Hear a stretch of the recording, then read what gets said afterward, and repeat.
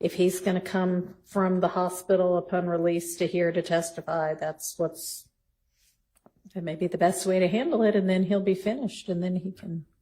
That's fine, just as long as the court understands if he's made to come here and put in a crisis situation, he could die. And we are back, and we are back. Thank everybody for watching this video. Go ahead and hit the thumbs up. I'm going to tell y'all why this video in particular deserves a thumbs up, because we're going to jump right to the best stuff first. So hit that thumbs up. So today there are a bunch of police officers and police department related people testifying so far, and we're going to bring you all of that. But first, we're going to bring you what happened when Quindarius Zachary's attorney came to the courthouse. Pay particular attention to Ms. Love. Pay particular attention to what she says at first, and then pay particular attention to how what she's saying maybe varies or kind of modifies as this conversation goes on. This court is still trying to get Quindarius Zachary into court, but as his attorney says, he is very ill. He's in the hospital. And there is some distinction. Actually, there's quite a difference between what Mr. Zachary's attorney is saying and what Love is saying. And as you can see, the judge, she's not lost in a bad way. She just doesn't know. She's relying on what Ms. Love says. And you can see she wants to favor Ms. Love and the DAs. But at the same time, Mr. Zachary's attorney is trying to inform her of what the doctors are saying.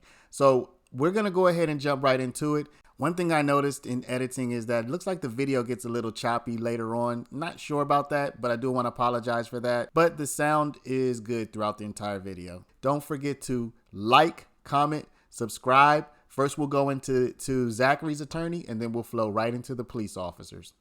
You're here with us again. Do we have news, developments? No, Judge, just for the record, no. They wanted yesterday to go ahead and meet with my client in the office. I went over there, they went over there, and they listened to what the doctor had to say. He has pneumonia, he won't be released maybe until the 19th. I spoke with him, the DA and the investigator left. I spoke with him. He takes 2 oxycontin, 10 milligrams each every 4 to 6 hours. Okay. And he has to take that. He's in a situation that he gets put under a stressful situation, he'll have a crash. It'll be a crisis situation and be back over there. I spoke to him with State My Place. He said he made a statement 10 years ago. He said, I don't remember what happened yesterday sometimes. So he's in a bad situation. They have a statement. If they want to get the statement in, that's fine. But he is not going to take the stand respectfully. Well, he is if I tell him to. No, I understand that. I'm not saying that. What I'm saying is he's not going to take the stand and have a clear head. He has to take this medication. And the doctor even made a comment when I asked him, about his mental ability to understand what's going on if he's taking this medication. He said no, he would have problems. So I would ask you allow me to prepare an order, allow him to go home. His grandmother died yesterday or the day before. He wants to go to the funeral. We will give you, he can wear a GPS monitor. He is not going anywhere. He's extremely sick. Ms. Love. Reasons that are apparent. We had someone there, and I was appreciative of Mr. Scheib going with us. But what the doctors said is that medication would not affect his ability to recall, to think clearly. And in fact, he could have been released as early as today. And they said that they would keep him no later than the 19th. The touch of pneumonia is not what is keeping him. It is his reported pain level that he has given them that they are keeping him to monitor. So based on the information that we have, and Your Honor, is this something that the court wants filmed? Doesn't matter to me. Go ahead. Okay. Based on the information that we have, I don't believe that a conversation regarding where he goes from the hospital beyond here is necessary, because once he is released, we would like him to be brought right here to put up his testimony before there is anything else that interferes with his appearance and compliance with the subpoena he's been served. All right. Just one more thing. I asked the district attorney yesterday, she gave me a copy of the material witness warrant. She said she would. And I will. We go ahead and allowed us to speak to the doctor with the DA. I asked her for that this morning. She doesn't have it. So I think I'm entitled to that because I think there's some problems with it, but the only way I can address it is through you, because she's not giving it to me. She said she would. And Your Honor, I don't mind providing a copy of that to Mr. Shive. The issue, and that's a wholly separate issue from the matter of what's going on right now. And I believe that part of what is happening is related to what Mr. Shive and I conversed about 2 days ago that I will not broadcast to the world. But I believe that we need to handle his client's compliance with this subpoena and his appearance in court. And we'll give him whatever he needs. He hasn't told me what he believes is a problem with it. Well, I guess he hadn't seen it yet. Ms. Percival, we have a copy, don't we? We can give you a copy right now. Judge, what I'm asking is just release him, let him go back. I understand that's what you're asking, but I'm not going to do that. I already have given the okay that as long as, and it sounds like the doctors aren't saying that he's not able to testify. So if he's going to come from the hospital upon release to here to testify, that may be the best way to handle it, and then he'll be finished, and then he can. That's fine, just as long as the court understands if he's made to come here and put in a crisis situation, he could die. I mean, his situation is bad. And All right, well, I understand that that's what he is representing to you, but he also might potentially have reasons to want to make it seem as dire as possible, and I would think that we'd be able to trust the doctors with regard to, did Ms. Love, and maybe this is something to approach about, but do you have, I understand that you said that the doctor said the medications he's taking shouldn't have any impact on his ability to think clearly or recall. Did y'all at all discuss anything about, is he in some kind of a condition where any amount of stress is going to make him fall out and die? Well, that's I would fine. actually- I'm asking Ms. Lev, hang on just a second. Actually, our investigator and another chief ADA went down there, and the indication that he gave was that it would not harm him, because I believe that Mr. Shive broached the question of the impact it could have on him, and the doctor indicated that it would not have an adverse impact on him. But to be certain, I would rather that particular ADA or the investigator that overheard that conversation relay it more accurately as we can. But that is my understanding of what they All right, said. and we can certainly have medical, people on standby. Okay. Well, I was there and listened to the doctor. That's wrong what she's saying. He said it would have an impact. He takes 2 oxycontin. He said it would have an impact on him. It would have an impact on anybody. But that's fine. All right, why don't we, before the lunch break, hear from That's, whomever that was that's the other okay. party to that?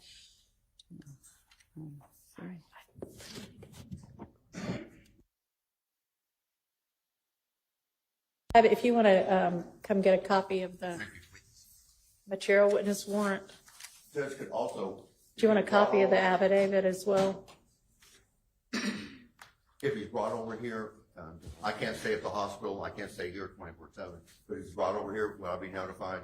So I can be with would him? certainly expect that you would be notified as soon as the state knows anything about it.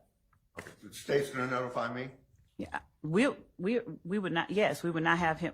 I'm not going to deal with him, Zachary, without Mr. Shive. So yes, that's a yes, right? As long as That we're is a clear. yes. Okay. Thank you. All right, you're welcome. Okay, you have your next witness ready? Yes, ma'am. Anything else before we? Your Honor, could the Honorable Court also share with us, or Ms. Percival, with the Court's consent, the material witness warrant and the affidavit in support thereof? I don't find any reason we should not be served with that. That's fine. Thank you, Your Honor. She'll email it to everybody. Vincent Butler. Lower just a little bit so it's directly in front of your mouth, so the court reporter can pick up what you're saying. There we go. All right. Can you hear me now? Yes. All right. Good morning. Are you employed? Yes. Where are I'm you? sorry. Can you say your name again? Because I didn't get that. Vincent Butler. Thank you. Okay. And where are you employed? With the City of Atlanta Police Department. And what do you do for work? I'm a police sergeant. How long have you been working in the capacity as a law enforcement officer? November will be 12 years. And how long have you been a police sergeant? For 2 years. And how? What are your duties and responsibilities, Sergeant Butler, in that capacity as a sergeant? I'm assigned to the Strategic Response Unit, and we handle any mass gatherings in the city, which would include protests, as well as the academy site that we're having built. And what was your role or rank prior to becoming a sergeant with the Atlanta Police Department? I was an officer. And did you share similar responsibilities in that role, or were they different from what you do now? They were different. Could you please explain for the jury what your duties and responsibilities were in your prior rank as just a regular police officer? My duties were to respond to 911 calls in the downtown Zone 5 area. And have you, excuse me, have you been post-certified the entire time that you have been employed with the Atlanta Police Department? Yes. All right. I am now directing your attention to the date of, well, let me ask you a few more questions. Sergeant Butler, do you work any additional jobs outside of your work with the Atlanta Police Department? Yes. What else do you do? I'm a courtesy officer at my apartment complex. And how did you obtain that job? It was available through the apartment. They have certain apartment complexes across the city that offer that to Atlanta police officers. And what is the name of the apartment complex where you serve as a courtesy officer? Columbia Crest Apartments. And in your capacity as a courtesy officer, what is it that your duties and responsibilities are for that particular assignment? Respond to courtesy complaints, calls that are generated by the residents at the apartment complex. And what is the address of the apartment complex that you serve as a courtesy officer? 1903 Drew Drive, Atlanta, Georgia. How long have you worked in that capacity with that extra job? Since 2014. And that address that you provided, can you tell the ladies and gentlemen of the jury what county it is situated in? In Fulton County. I want to turn your attention, Sergeant Butler, to the date of Tuesday, April the 28th, 2015. Do you recall if you worked your job at the Atlanta Police Department on that day? Yes. What was your watch or tour of duty for that day? It was morning watch, which is overnight. Okay. What are the hours that typically accompany someone who, what hours does a person who is on morning watch work? Usually 10 at night to 6 in the morning, or 11 at night to 7 in the morning. And were those the hours that were typical of someone on morning watch in, say, April 28th, 2015? Yes. Okay. Or do you recall around about what time you got off on that day of April 28th, 2015? It would have been around 6 a.m. in the morning. And what, if anything, do you recall after getting off of work on April the 28th, Tuesday, April the 28th, 2015? Upon arriving home, I observed an Atlanta police officer parked on Drew Drive, and it seemed to be that there was an incident that happened at the location. And what gave you belief that there was an incident that had occurred in that area? The officer was out his patrol car with his cruise lights running, and I could see one of members from our maintenance team at the property outside with him as well. And at that time, how were you dressed? I was in a full Atlanta police uniform. Are you assigned a patrol vehicle or any type of cruiser as you described? At that time, I was not. And the officer that you said you saw walking about in the vicinity of the apartment complex, did you know that individual? Yes, I did. Who do you know him or her to be? He's a Zone 1 officer, and he was also in my academy class. What's his name? His name is Officer Hill. Do you know his first name? I can't recall his first name. Is it fair to say that you've had enough contact to recognize him? Yes. No, okay.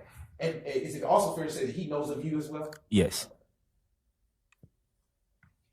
And when you saw Officer Hill walking about the premises of the apartment complex where you serve as the courtesy officer, what, if anything, did you do? I asked him, why was he at the location, and he gave me a rundown on the reason why. And what was the weather conditions like that day? Was it sunny or was it dark? The sun was coming up, but it was still pretty much dark that morning. Was Officer Hill the only person, let me rephrase that. Was Officer Hill the only law enforcement officer present on the scene at that time? That I can remember, yes. And did you come to learn in the course of that investigation of that incident what the purpose of him being present was? I did. What was that? There were multiple shots fired at that location. Did you happen to see any signs that shots had been fired in that location? Yes, in 1903, on Drew Drive, there were several shell casings that were riddled across the street. And in your capacity as a courtesy officer, were you at that time required to respond to that incident, even though there were other law enforcement officers present? Yes, just to get information to pass over to our leasing manager. And what information did you pass over to, information, if any, did you pass over to law enforcement present? I gave the Officer Hill the name of the occupant of one of the apartments that maintenance let him in so he could do a welfare check on the occupants in that apartment. Do you recall after this time the name that you gave? I don't recall the name I gave. And how were you able to locate that name at that time if you then knew for Officer Hill to continue his investigation? I was able to locate the name of the person who was on the lease for that particular apartment from a rent roll list given to me by the property manager. And what is a rent roll list, if you will? It's a list that details each leasee and what apartment they live in at the location. Is that something you still get to this day? I don't currently get it with our new management that we have, no. Why was it something that you had at that time? Because it was what management was handing me out periodically at that time. And after providing the information to Officer Hill from the rent roll sheet, was he at all able to make contact with the occupant or tenant of that particular apartment? I'm unsure. He was given the name and the apartment number, and he would have further searched and tried to make communication with that tenant. About how long was your involvement at this crime scene where you described law enforcement was already present? Very brief, I would say 5, maybe 10 minutes. During the time that you were there, did the tenant, during the duration of the time that you were there aiding in the investigation, did the tenant who occupied the apartment that was struck by the bullet defects, did she ever show up? No. Did, after you left the premises, did you have any further, did you attempt to contact the occupant of that particular unit? I did not. Do you know if management made any contact with the occupant of that unit after that? I know they made attempts, but I don't know if they made contact. Do you know if there were multiple persons or only a single person that lived in that unit based on your rent roll sheet that you had at that time? There was only one occupant on the lease. At that, excuse me, at that time, specifically being April 28, 2015, were you assigned a body-worn camera at that time? No, the department did not have body-worn cameras at that time. Were you required in either your capacity as a courtesy officer with the Crestview apartment complex or as an Atlanta Police Department officer to do any further work in this particular matter? No. And on that morning that you saw law enforcement out there, was there any other apartment units that, to your knowledge, that were affected by the gunfire that took place? Yes, there was the second caller about the incident. Did you provide any information or assistance with respect to that caller? I spoke with her, with Officer Hill, about what happened and what time she heard the rounds being fired. Is it fair to say that is about all that you got at that point all that you gave in terms of conversation with that second caller? Correct. Just a brief indulgence.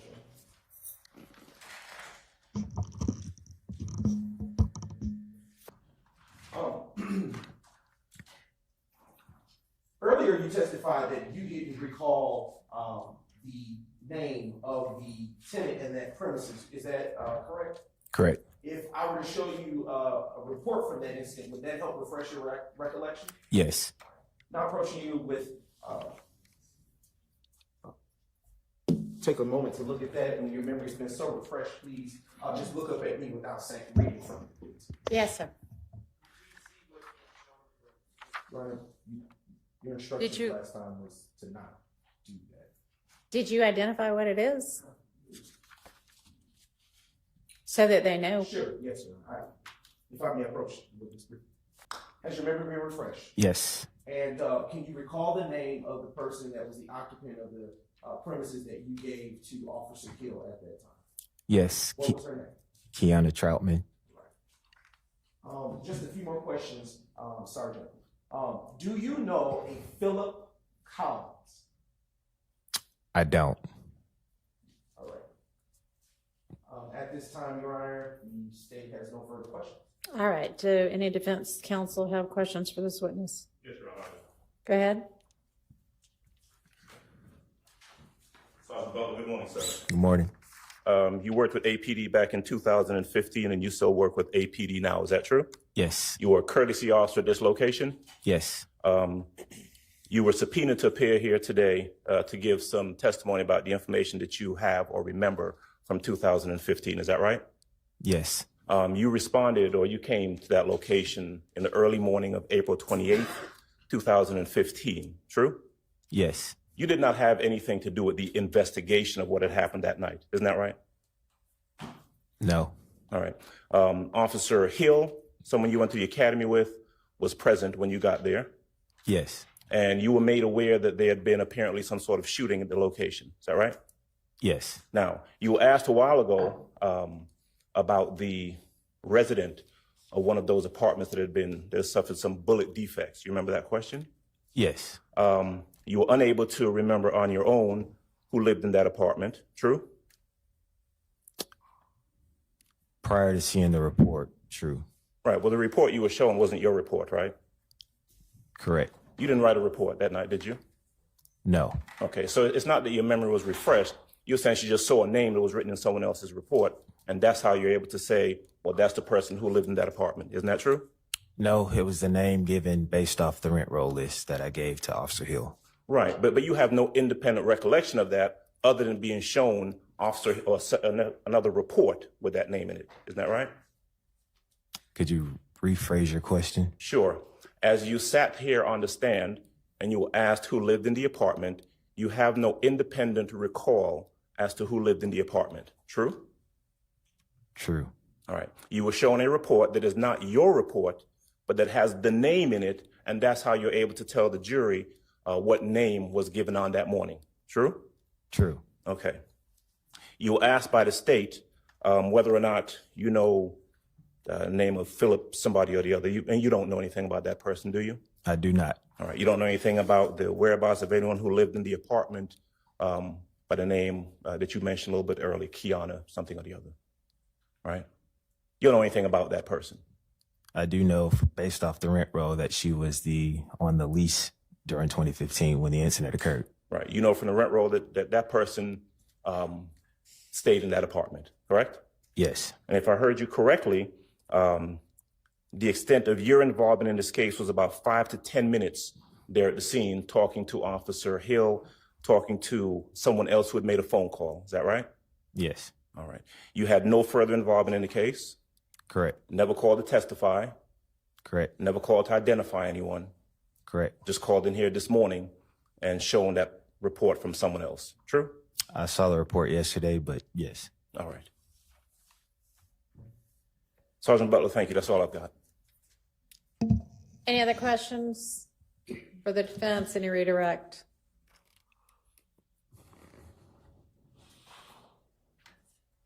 Any redirect? No, Your Honor. All right. Thank you so much for your time. You are excused. Call your next witness. Yes, Your Honor. At this time, the state now calls to the stand Officer Gary Baker.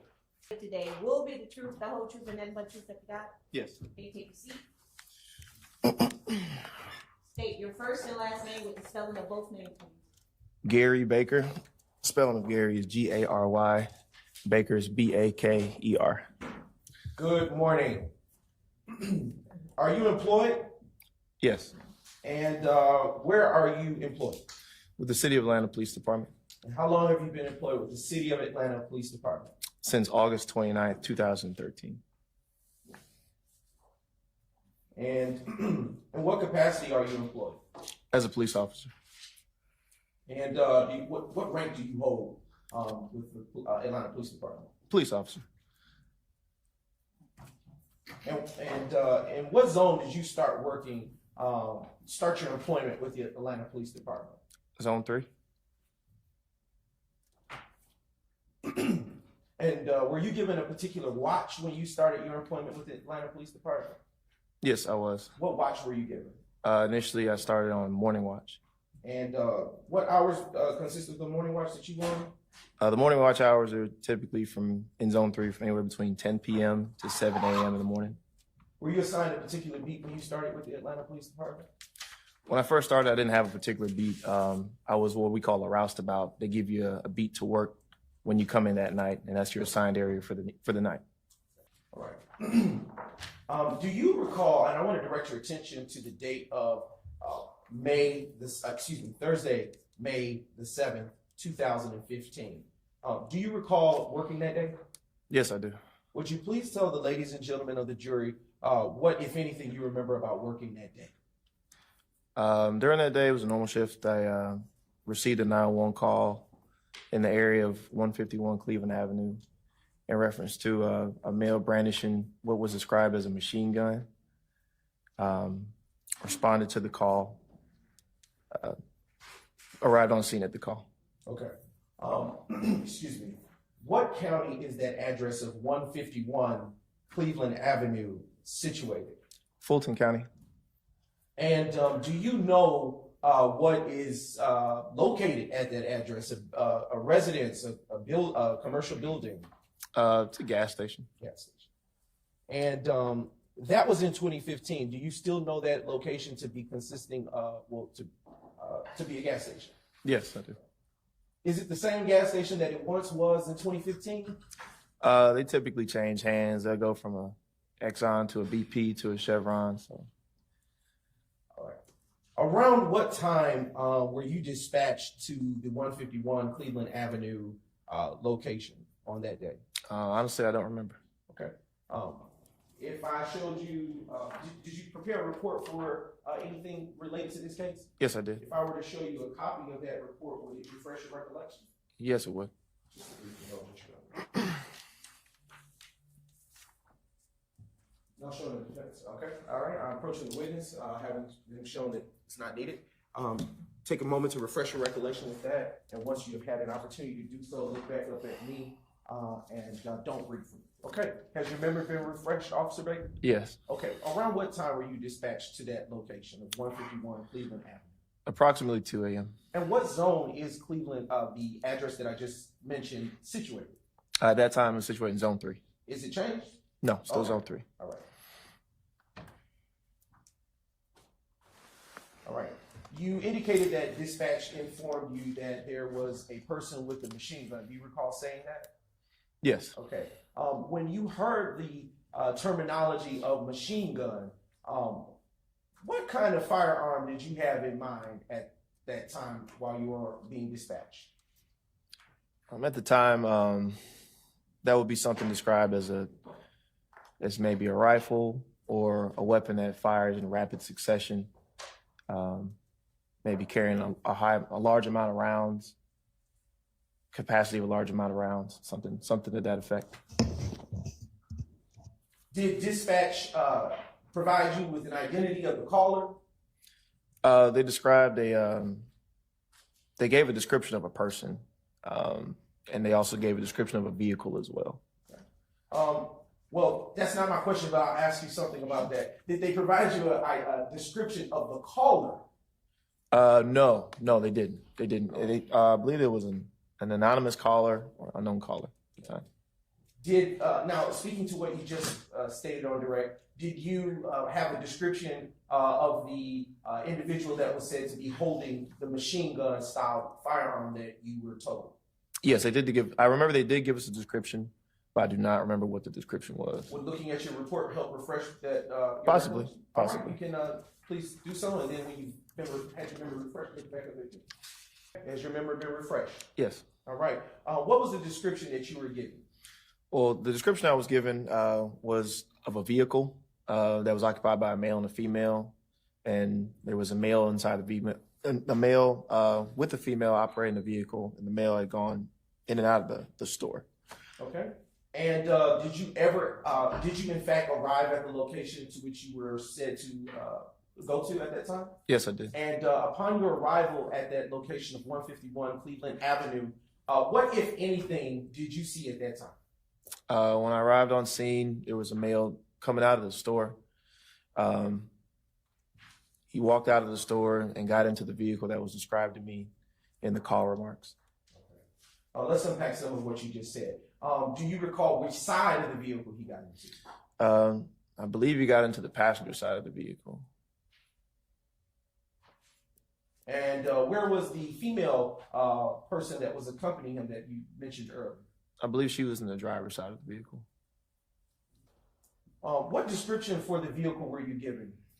That was a black Chevrolet Impala, I believe. Were you given a license plate or tag number for it?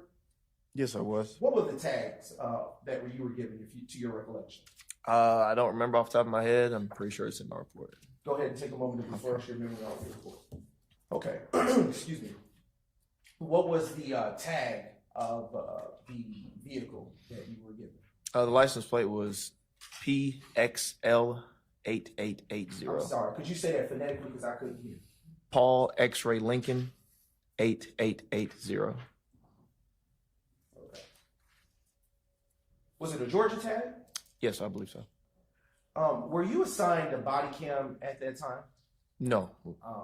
And is it? Why not? They had not been issued to us at that time. At least in my career, I hadn't been issued a body camera. At that time? At that time, yeah, correct. And did you arrive to that location alone, or were you accompanied?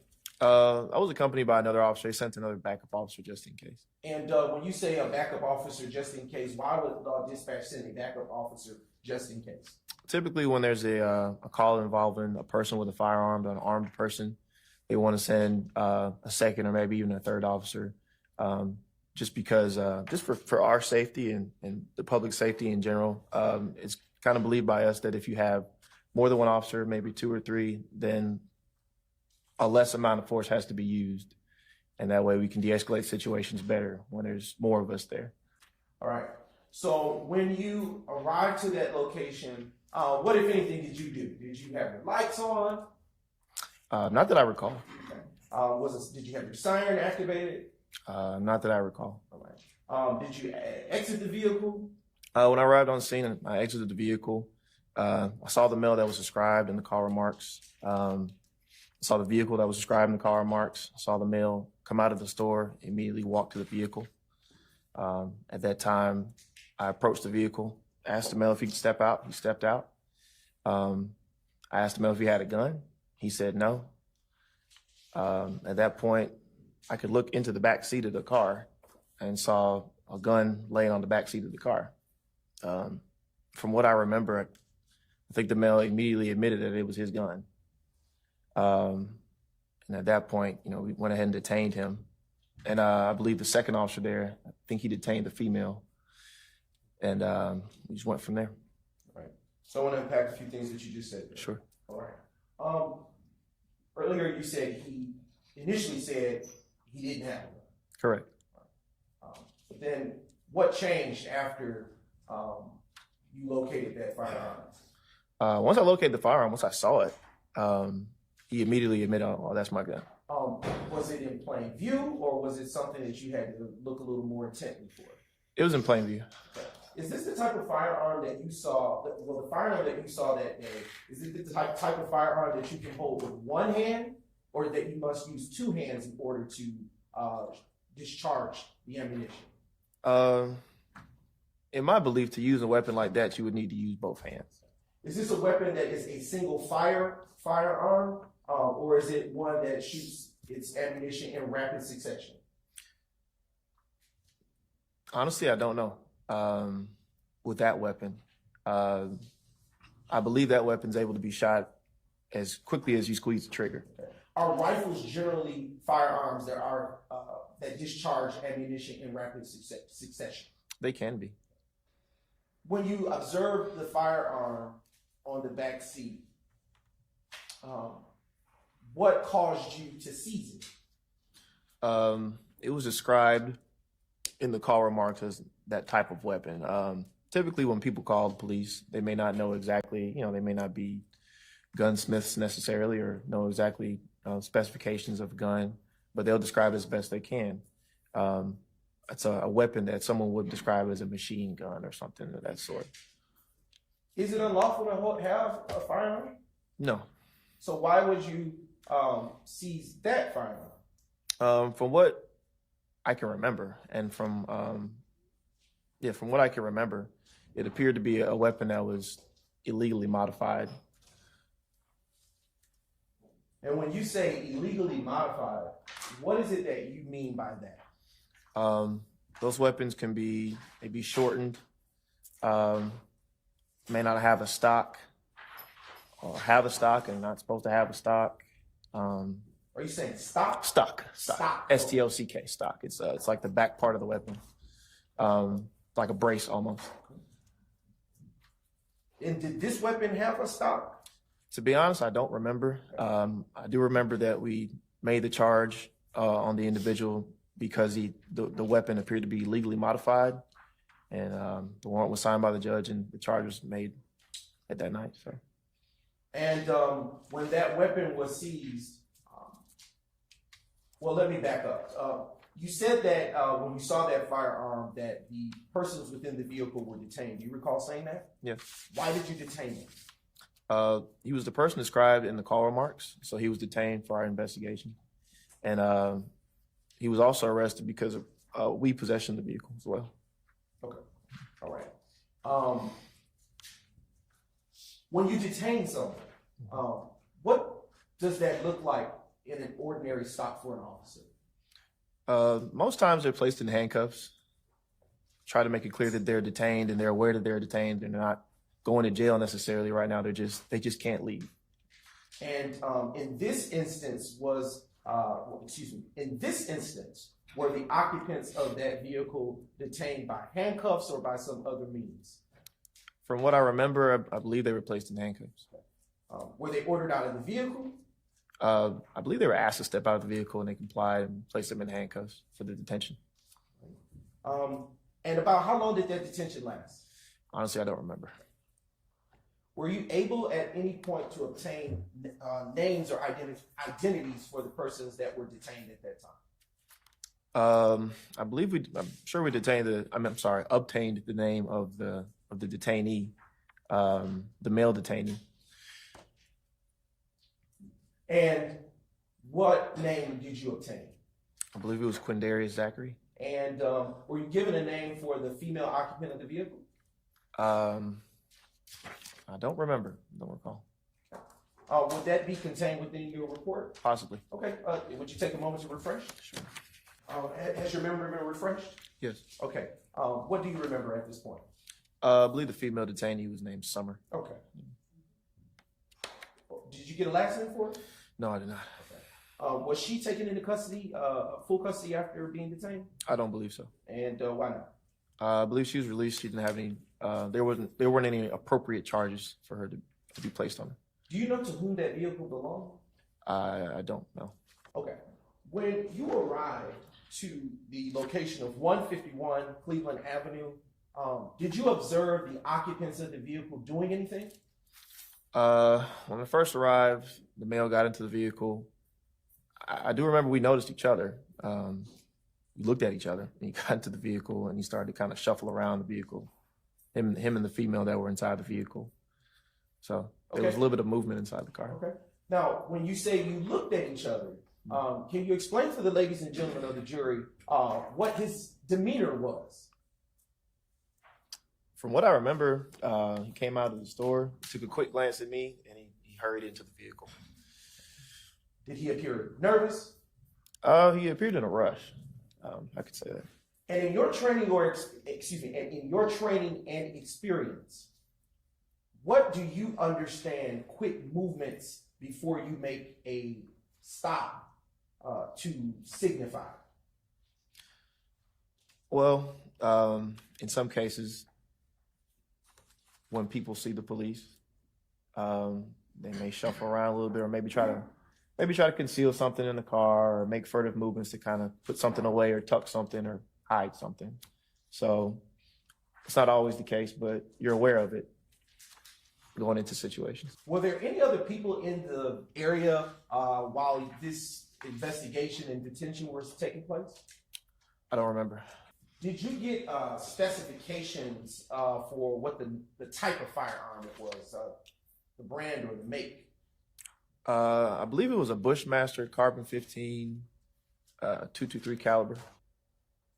And when you say .223 caliber, what do you mean? It's just a caliber of round that the weapon shoots. And is it fair to say that when you say round, you're talking about ammunition? Yes. Earlier, you testified that the firearm appeared to be shortened. In your training and experience, what does the shortening of a firearm allow for a person to do with it? To be honest, I'm not sure. Okay. But I know it's in the state of Georgia code, it's illegal. Okay. For whatever reason. And with respect to the length of that firearm, did you later come to detail or learn the specifications of that firearm? It appeared to be approximately, the barrel itself appeared to be about seven inches, I believe. I need to look at the report again to remember something like that. Take a moment and look back up when you're done. Okay. Has your memory been refreshed? Yes. All right. You can answer the question. So the barrel length was approximately 7 inches, and the entire weapon was approximately 20 inches in length. The firearm loaded? Yes, it was. All right. Was there anything in the chamber? There was a round ready to fire in the chamber, yes. Was there any magazines or clips connected to it? Yeah, there was a double feed magazine attached to it. Are you familiar with the terminology banana clip? Yes. And when you hear that terminology, is that formal usage for a magazine or street language? That's just informal lingo. And if you were to hear the term banana clip, what would you understand that to be? I would understand it to be a longer magazine in the shape of a banana that is typically like a attached to a weapon or a rifle, something like a rifle. Yeah. And were the magazines that were connected to this particular firearm in the form or shape of a banana, as you stated? From what I remember, I think so. And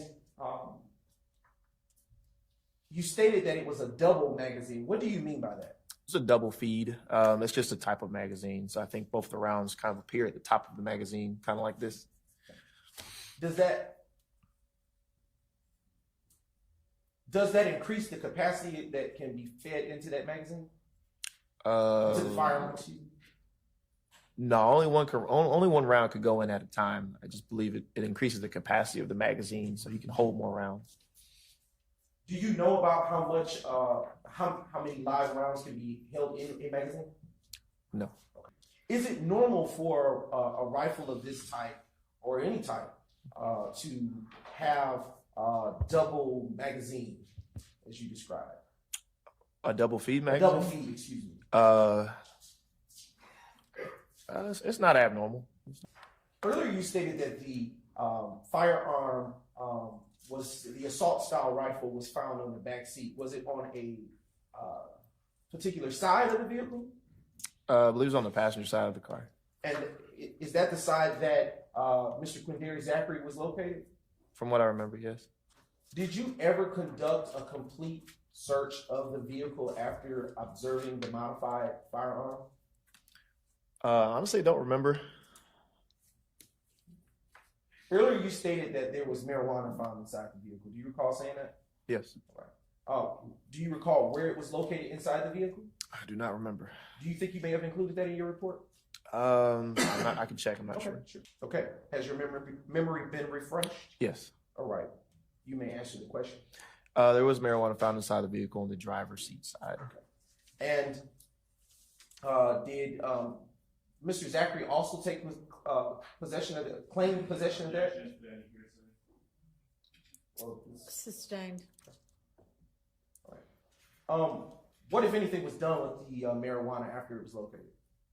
I believe it was turned into property as evidence. What about the firearm? I believe that the firearm was also submitted to the Atlanta City Property Annex as evidence. How much marijuana was found? I believe it was 0.3 grams of marijuana. Did you charge Mr. Zachary with the marijuana? From what I remember, yes. Earlier you stated that you got the identity of the female passenger. Does the name Summer Good ring a bell for you? To be honest, not really, no. Were any photos taken of this particular crime scene? Not that I remember. And was there any reason in your mind at that time to notify the gang unit? Not that I remember. No, not that I remember. Right. Do you know if the gang unit ever got the file for this particular arrest? I do not know. Did Detective Gaither get your file from this case, to your knowledge? Not to my knowledge. Did you know Quindarius Zachary before this arrest took place on this particular day? Not to my recollection. Did you know Summer Good? No. Do you know if there was a relationship between Quindarius Zachary and Summer? No. Do you remember what Quindarius Zachary looked like at that time? No, I don't. Was he tall or short? I honestly don't remember. Would you remember his face if you were to see him again? Possibly.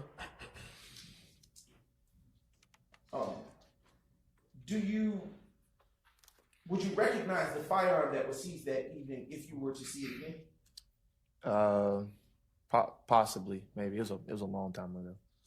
What with respect to the incident number associated with this case, do you know what that incident number is? Off the top of my head? Yes, what is the incident number associated? You want me to read it off of the? After you refresh your recollection. Sure. Okay, what is it? 15-127-0278. Are you familiar with the Julian date? In terms of what exactly? Incident numbers. 127. Yeah, it's the middle number. How are the police incident numbers structured? So the first two numbers of the year, the middle three numbers are the day of the year, and the last four numbers are the report or the incident number itself. And From that day. Sorry about okay, go ahead. I'm sorry. The last four numbers are the incident number from that day, from that 24-hour period. So the last four pertain to the amount of calls that have come in. Is that fair? Correct. Yeah. Do officers typically supplement reports if new information comes about at a later time? Yes. All right. Just a brief indulgence, Your Honor. Are you aware if Detective Lakia Gaither did any additional supplements to your report from this incident? I would not have been made aware. Is it typical for the officer to be made aware that supplements have been made to a report they may have made for a separate incident? Not to my knowledge, no. And if there were a supplement made to a report by another officer, say you in this instance, would that supplement reflect the same incident number as the one that you received for the arrest that you made? There would be there might be Let me rephrase the question. Go ahead.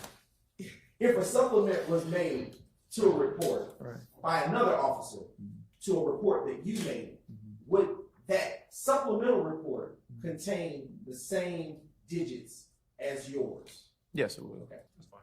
Now approaching the witness. Now approaching you with what has been identified as State's Exhibit 2000 Juliet. When you had a chance to look at that exhibit and pass over it with your eyes a good little while, look back up at me and I'll ask you a few more questions. Do you recognize what is depicted in State's Exhibit 2000 Juliet? No. All right. I am now going to approach the witness with State's Exhibits 2001 Juliet and 2002 Juliet.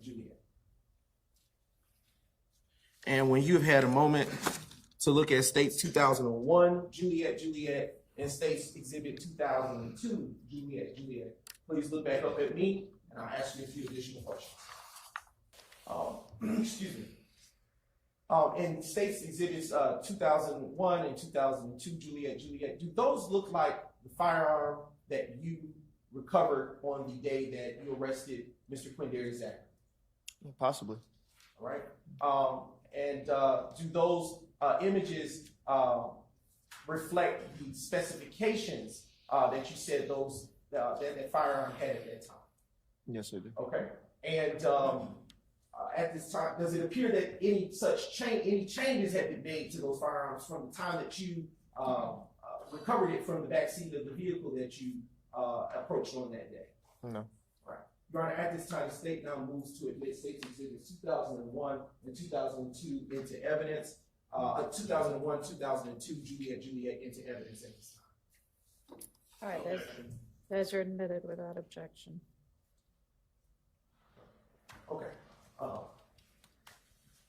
Right. Officer Baker, did that thereabout conclude your involvement with this particular case? Yes. All right. Your Honor, at this time, state has no further questions. All right, do any defense counsel have questions? Baker, good morning, sir. Good morning. My name is Max Shard. I represent Shannon Stillwell, okay? All right. As I understand it, you approached a car and there were two occupants of that car. Yes. A woman who we know her name is Summer is in the driver's seat. And then Quindarius Zachary eventually opened the passenger door and was in the passenger seat. Correct? Correct. Okay.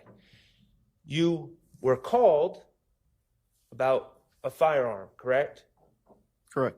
You were looking for a firearm, Correct. okay? You see a firearm in the back seat. You ask Quindarius Zachary if it's his firearm. Correct. He initially denies it. Correct. He lied. Correct. And eventually he says, that is my firearm. He claimed the firearm. Correct. Okay. Quindarius Zachary is not in this courtroom today, is he? Honestly, I don't remember, to be honest with you. Okay. This firearm was a Bushmaster carbon 15 .223 caliber firearm, correct? I believe so. If you need to, I believe so. I want a certain answer. So if you need to refresh your recollection by looking at your report, I'd ask you to do so. Sure. No, it's the same as the report. Yeah. So Okay. the reason I responded that way is just because it was so long ago. So and we didn't have body cameras. So I'm going off of pure memory from what I can Okay, remember. but assuming your report is correct, Correct. it would be a Bushmaster carbon 15 .223 caliber firearm. Correct. Okay. And the serial number of that firearm is D03525, correct? I do not know. It may be in the report. Can I Yes. check? If is that reflected in your report? I'm not sure if it's here. I don't have it up here anymore. Have you refreshed your recollection? Yes, sir. Could you tell the jury the serial number of that firearm? It would be D as in David 03525. Now, you eventually seized this firearm from Quindarius Zachary, correct? Correct. And do you know are you a ballistics expert? No. Okay. Do you know what NIBIN is? I'm aware of the HCS. Okay, and that's a database that can compare a gun to shell casings on other shooting scenes or other crime scenes, correct? All right. Do you have anything to do with running the guns you seize through NIBIN? No. Okay, do you have anything to do with testing the guns that you seize as an officer for ballistics? No. Okay. This gun that you collected off of Quindarius Zachary, what did you do with that gun? It was turned into the Atlanta Public Safety Annex as evidence. And all of this happened on May 7th of 2015, correct? I believe so, yes. Okay. Thank you. I have nothing further. All right, any other defense questions? On behalf of Mr. Williams, we have no questions. All right. You bet, nope, okay. All right, is there any redirect for this witness? Go ahead. You were asked a couple of questions on cross by Mr. Sharp. I just want to ask some follow-up about. You were asked if you are a ballistics expert. Do you remember that? Yes. Does not being a ballistics expert prevent you, or did it prevent you from being able to identify that firearm as an illegally modified assault rifle? No. Did you run any searches on that firearm using the serial number that you identified? I believe so. Okay. Did you have what results, if any, did you have with that search? I don't believe it came back as stolen or anything like that. No. I'm approaching you with what has been pre-marked the State's Exhibit 2003, Juliet.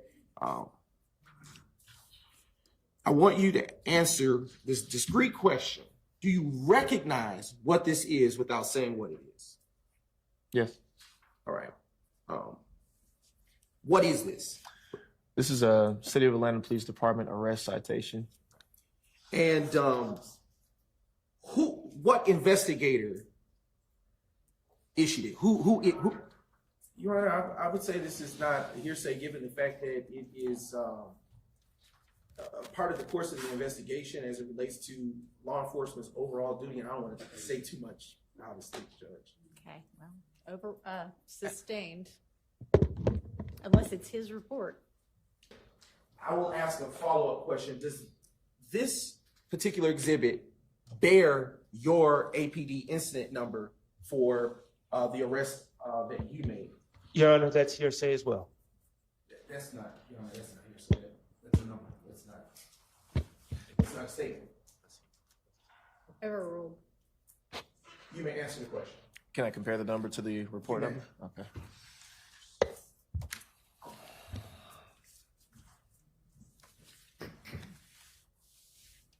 All right. Does it bear the same number as the incident report number for your particular arrest? Yes, it does. All right. Your Honor, at this time, I have no further questions. All right, any recross? Okay, thank you for your time. You may step down, call your next witness. Your Honor, the state calls supervisor to vote to stand. Remember, you're supposed to have them standing there waiting, ready to go. I'm really kind of serious about that. Yes, Your Honor. He was in the well right there. Come on up to the. Yes, sir. My name is Christopher Traugott. That's CHRISTOPHER TRAUGOTT. Yes, ma'am. Good morning. Morning. Can you tell the jury where you currently work? I am currently working for the Cobb County Police Department as the crime scene supervisor. How long have you been crime scene supervisor for Cobb County Police Department? I just celebrated my 1 year with being with the county. And before working in Cobb County, where did you work? I worked for the City of Atlanta Police Department. And what all did you do when you left, or what were you doing when you left the Atlanta Police Department? When I left the Atlanta Police Department, I was a supervisor for the crime scene unit there. How long were you a supervisor of the crime scene unit at APD? I want to say 7 years. And before that, were you a crime scene technician? Yes, sir. When did you first start working as a crime scene technician for the Atlanta Police Department? I started working as a crime scene technician in January of 2013. And when were you hired by APD? I was hired by APD the previous year as a police recruit, but being a police officer didn't really work for me, so I went over to crime scene. Can you briefly describe what your current duties entail with Cobb County? My current duties entail managing the crime scene unit for the county. The police department manages all major calls like homicides, rapes, robberies of that nature, crimes against persons. Do you still respond on scene to cases? Yes, I am still active in responding. Now, I wanted to turn your attention to January 13th of 2015. Did you have an opportunity to respond to an 878 Oakland Drive? Yes, sir. Now, on that date, how can you kind of orient the jury? How far into your time as a crime scene technician were you? I would have been 2 years into being a crime scene technician on that date. What did you respond to? Why were you called to that scene? So I was initially called to that scene called in as a shots fired call. And what that means is a firearm has been discharged, but no one has been hit or otherwise injured. Do you recall around what time you arrived? It was early in the morning. I'd have to reference my report to give you an exact arrival time. Would referencing your report help refresh your recollection? Yes, please. Your Honor, I'm asking to approach the witness with his report. Okay. Once your memory's refreshed, before you answer, just let me know. All right. And I'll leave that up there in case we need it. But what time did you respond? I got the call at 8:02 in the morning. It would have been right when I arrived at work, and I arrived there at 9:40 a.m. Were you day shift back in that time frame? That is correct. On that day, I was working the day shift. And when you got there, was this a house, an apartment, a business? What was 878 Oakland Drive? This was a residential home. What did you see when you first arrived? When I first arrived, I met with the officer on scene. I believe it was Officer Campbell who was on the scene. And I just saw a house. It wasn't until I stopped to inspect the scene that I saw anything else. But initially arriving on scene, I saw a house with green trash cans in front of it. Now, Your Honor, I am approaching the witness with what's been marked as 1 Delta Delta Delta through 31 Delta Delta Delta. Or in future, and to the extent possible, review the evidence beforehand. The problem, Your Honor, is that what's being shared doesn't have exhibit numbers, so there's no way to for us to cross-reference. All right, maybe I'll get together 10 minutes before we start and just say, here's my evidence for the day. Okay, I've seen it. Yes, Your Honor. Thank you. Handing the witness 1 through 31 Delta Delta Delta. And before you came in to testify, did you have the opportunity to review 1 through 31 Delta Delta Delta, those copies before you? Yes, sir. I have a chance to review these photos. And what are those? These are photographs from the crime scene that I took. And are they a fair and accurate depiction of the crime scene photos from January 13th, 2015? Yes, sir. Your Honor, at this time, the state moves to tender into evidence State's Exhibits 1 through 31 Delta Delta Delta. All right, admitted without objection. Thank you, Your Honor. Publishing State's Exhibit 1 Delta Delta Delta. Now, you had mentioned when you got there was that house with the green trash cans. Is that what's depicted in 1 Delta Delta Delta? Yes, sir. And that's the 878 Oakland Drive? Yes, I believe there should be a photo with the address in here as well. Publishing 2 Delta Delta Delta.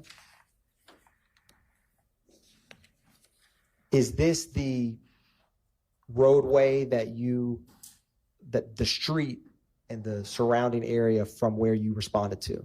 Yes, it is. And I wanted to ask you, what was the Atlanta Police Department case number associated with this crime scene you responded to? It would have been early in the year, so it would have been 15013, and the last 4 numbers would have been... Do you need to refresh your report? Yes, would have been 0459. 0459? Yes. So in total, can you say that one time? 150130459. Thank you. Publishing 3 Delta Delta Delta. Can you describe for the jury what is depicted in this photograph?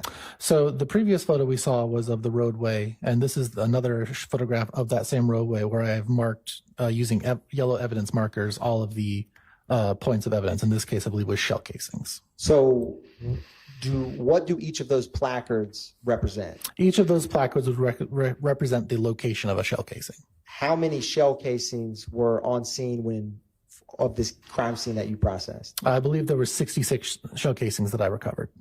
And at the time that you, in your career, turning back to January 13th, 2015, was that number of shell casings low, average, or high for you as a crime scene technician at that time? At this point in my career, this was the most number of shell casings I collected at a single scene. And are the shell casings on this scene, are they concentrated or not concentrated at a specific area or location? As you can clearly see, it looks to be 2 concentrations. One, is this a touch screen? Can I highlight? It's unfortunately not a touch okay. screen. Can you see the mouse? I don't have like a laser pointer or anything yet.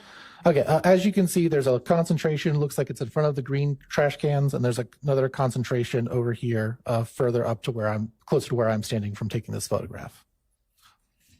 And is there any shell casings do any of the placards represent more than 1 shell casing? Yes, to my recollection, placard 21 has 2 shell casings. I placarded them together because they were physically touching. They were that close to one another? Yes. Publishing 4 Delta Delta Delta. Now, what is depicted in 4 Delta Delta Delta? That is placard number 1, which is representing a shell casing. In this case, it is a rifle round. Rifle shell casing? Rifle shell casing, ma'am. And your placards went from 1 to 65? That is correct. Publishing States Exhibits 5 Delta Delta Delta. Can you describe for the jury, 1, what's depicted in 5 Delta Delta Delta? This is what is known as a mid-range photograph. What this is not an overall photograph, it's closer. It's depicting evidence, but it's also depicting the evidence in relationship to where everything else is around it. So we're not seeing close-ups of individual evidence. We're seeing the evidence as they are in relationship to each other. How many crime scene photographs did you take overall of the scene? I'll have to reference my report. You may. 286. And do you take individual photographs of each placard? Correct. And did you, I'm going to publish 6 Delta, Delta, Delta. Is this the next mid-range photograph that you were just describing? Yes, sir. And is this from placards 7 through 18? Yes, they are. All of which are shell casings? Yes, sir. Publishing 7 Delta, Delta, Delta? Is this another mid-range photograph? Yes, sir. And all of these thus far, what part of the location have they been in? They've all been in the street, in front of the house. Publishing States Exhibit 8 Delta, Delta, Delta? Can you describe for the jury where these shell casings are? This would be the driveway. Publishing 9 Delta, Delta, Delta? Is this another mid-range photograph of additional shell casings? This is more of an overall photograph, but yes, it is a mid-range in the sense that you're showing the evidence 30 and 31 in relationship to where they are with the rest of the crime scene. Publishing 10 Delta, Delta, Delta? Can you describe for the jury what we're seeing here? This is an overall shot of evidence placards that were, like I said, in front of the green trash cans in front of the house. It's just sort of an overall showing the whole layout of the scene. And with these mid-range photographs, do you go through them in chronological order of the placard numbers? I attempt to, unless there's some other circumstance in which I can't, but yes. Publishing 11 Delta, Delta, Delta? Is this another mid-size photograph? Yes, this is a mid-range photo. Going up to placard number 52? What's the last placard you see? The last placard I see clearly is 52, yes. Publishing States Exhibits 12 Delta, Delta, Delta. And this is what we call overlapping shots. The top of the last shot is in the bottom of this next shot, so we can overlap the various scenes so there's no missing sections. So this will go up to 59 then. Publishing 13 Delta, Delta, Delta. Objection, Your Honor. Are we going to go over all of these photographs? I don't believe so. Your Honor, there was initially 276 photographs. There's now 1 through 31 Delta, Delta, Delta. Can I overrule the objection? He's moving very quickly through. Thank you, Your Honor. Now, did you see different type of shell casings on this scene? Yes, sir. And were, in general, or what type of shell casings were there, if you know? Predominantly, there were mostly rifle caliber shell casings. Rifle caliber shell casings. There were several handgun caliber shell casings as well, but the predominant were rifle caliber. I'm going to publish 14 Delta, Delta, Delta. And I want to also ask you, when you got to the scene, was anyone in that house? No, not to this. Like I said, this was a shots fired. This is a scene where firearms were discharged, but no one was hurt or injured. And I believe Officer Campbell and Sane told me no one was home at the time of the shooting or the firearm being discharged. Publishing 16 Delta, Delta, Delta. Excuse me, 15. Now, once you took photographs of the shell casings, what was the next part of the crime scene that you went through? Documenting damage to the residents and the property. In crime scene technician speak, what do you classify damage as? Defects from projectiles is how I would classify it. And did you see any defects in 878 Oakland Drive? Yes. Now, can you identify for the jury any defects you see in 15 Delta Delta Delta? If you, can I stand up? You may. You may. It's, you know what, here's a pointer. Thank you. Thank you, Your Honor. Thank you so much. And y'all can move if you need to see. Yeah. So if you look right here, this is a defect in the house inside. This is also a defect in the house on the side. This is, I would have taken close-up shots of the defects, but this is sort of a mid-range overall shot of these defects. Publishing 16, and if you don't mind, remain standing for me. Thank you. 16 Delta Delta Delta, can you show the jury if you see any defects in this photograph? Yes, if you look right here, I don't know how well you can see it, but there is clearly a defect right here in this window. There's clearly a defect right here by the side of the door. There's another defect up in this window, and right here, you see one right here that went through the window pane. Those are the only ones I see in this shot. Publishing 17 Delta Delta. Oh. I saw one more. It's just as I was right here as well.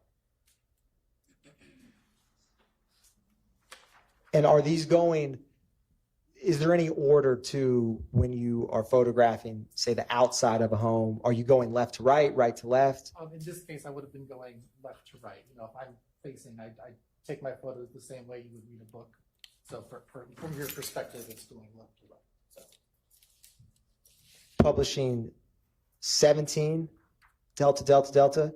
Is there any defects in this photograph? Yep. So there's the defect here in this window, defect here in this window, defects up here and here and here above the window, defects here and here between these two shutters. And you can see 1, 2, 3, 4 defects in this window right here from the scene. Publishing 18 Delta Delta Delta. This would have been an overall shot where I've now gone to the entire other side of the house. As you can see, we're seeing defects all along here. I believe there's even some right here in the gutter. And one right here in the edge of the window frame right here. You can see. Publishing 19 Delta Delta Delta. This is that same window that I was just pointing out where you can see the one in the window frame. Here's the 1, 2, 3. Here's the 2 between the shutters that you saw previously. This will be more of the mid-range shot that I was talking about earlier on, taking closer and closer photos of the defects. Publishing 20 Delta Delta Delta. Is there any defects you see in this photograph? Yes. As you can see, there's starting right here underneath the window. We're going down 1, 2, 3, 4, 5, 6, 7, 8, 9, 10, 11, 12, 13. Now these might not be defects. These might just be construction, boxes, because this is where the utility line is. So they may have taken something on and off the box here, but these over here are the defects. You can tell by the irregular shaping pattern. Publishing 21 Delta Delta Delta. Do you see any defects in this photograph? Yes, sir. 2 very clear ones right here. Publishing 22 Delta Delta Delta. This is over near the door. You can see very clearly the defect right there, as well as the defects that were over here that were part of this first window. Now, once you take photographs of the outside of the home, do you proceed to go inside and take photographs? I believe in this case we did go inside to take photographs. It's not always the case if we don't have access to the home for whatever reason, but I think in this case we did have access to the home. Publishing 23 Delta Delta Delta. So this would have had a close overall shot, but this would have been damage to the television screen inside the house. And just to orient the jury, is this television screen, where is that in general in relation to the front of the house? I believe if you are, let's do this from your perspective. If you are walking in the door, I believe the television screen would have been right here, perpendicular to the door. I remember correctly. Publishing 24 Delta Delta Delta. Do you see any defects in this photograph? Yes. As you can see, this wall would have been perpendicular to the shots, so the defects would have become more elongated as they hit it at a steeper angle. So over here, you can see where the defects have started hitting the wall more straight on as a 90-degree angle. You can also see the damage to the clock face here where the defects, where rounds were hitting it. Publishing 25 Delta Delta Delta. This would have been where it went through this door frame right here and come out and left a large exit in this hole right here. Publishing 26 delta delta delta, if you see any defects. This is that elongated round that I was telling you about. When a bullet hits something at a 90-degree angle, it leaves a very round hole. When it hits it at a much steeper angle, it leaves a much more elongated pattern of defects. Publishing 27 delta delta delta. This would have been the window that is on the front of the house, and we are seeing it from the interior side. Publishing 28 delta delta delta. Is there any defects that you see? Yes, sir. Right here in the fridge, you can see where the rounds have come through the wall and they've hit the refrigerator right here and right here. Publishing 29 delta delta delta. As you can see, the stove glass has been shattered, leaving all of the damage here. I'm sorry, Leaving all of this glass damage here. Publishing 30 delta delta delta. These would have been more defects. 1, 2, 3, 4. And publishing 31 delta delta delta. This is just pieces of wall and other things that have been blown out after the bullets have been hit. So usually this is the debris that comes from a round coming through an object and leaving holes. Now, after you, thank you. You may take a seat. Yeah, Your Honor. Thank you. And, Your Honor, may we keep that pointer? Oh. I'll keep it and I'll name it. Thank you, Your Honor. Thank you. After you walked through and documented the shell casings, the outside of the home and the inside, did you do anything with anything physically present on that scene? The only thing I would have done on the scene after all of my documentation would be to collect the shell casings on the scene and take them with me back to the lab. What is your process in general for collecting shell casings?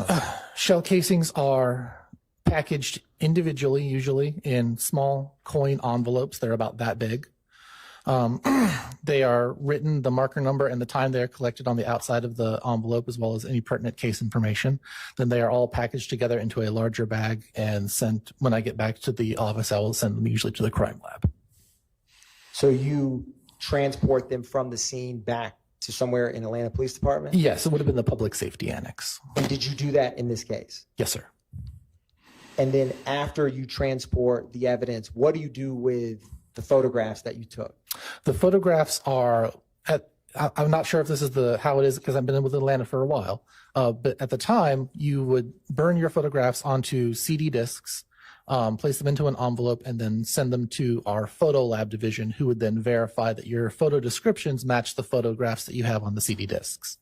And after you finish processing the scene, do you capture what steps you took in any kind of documentation? My report.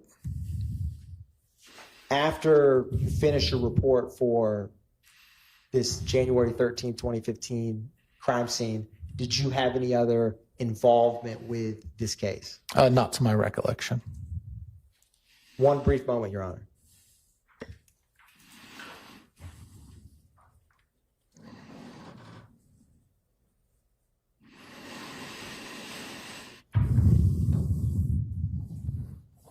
Would the crime scene report have the same incident number as the Atlanta Police Department case number? It should.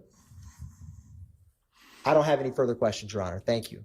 Thank you. Are there any defense questions for this witness? Thank you. On behalf of Mr. Williams, no questions. Not on behalf of Mr. Stillwell. All right. Anybody else?